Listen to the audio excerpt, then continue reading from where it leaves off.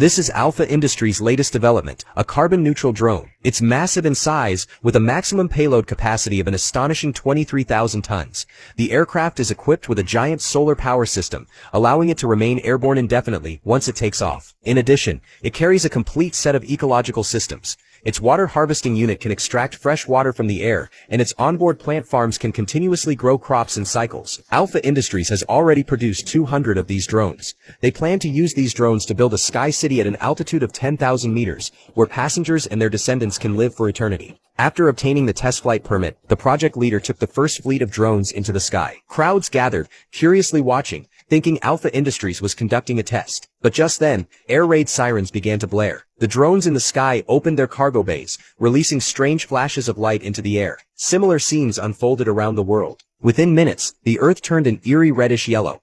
But what the drones were releasing wasn't missiles, it was a powder called calcium carbonate. To understand this, we have to go back a few days. In 2059, the Earth's average temperature had risen by 2.2 degrees Celsius, triggering a series of environmental crises. The air was heavily polluted, and fresh water was no longer clean. Breathing unfiltered air for extended periods made people feel suffocated. For the wealthy, a purifier solved everything. But for ordinary people, a single breath of clean air became a daily expense. Vendors selling oxygen lined the streets. 10 minutes of oxygen cost $2. Pricey, yes, but people had no choice. Yet compared to paying to breathe, the scorching heat was even more devastating. As global temperatures continued to rise, surface temperatures reached a terrifying 60 degrees Celsius, and at times even soared to 80 degrees Celsius. In such extreme heat, humans couldn't survive outdoors. People had to sleep during the day and work at night. To save the planet, a scientist named Eve launched a bold experiment. She used the drone testing operation as cover to release 2 million tons of calcium carbonate into the atmosphere.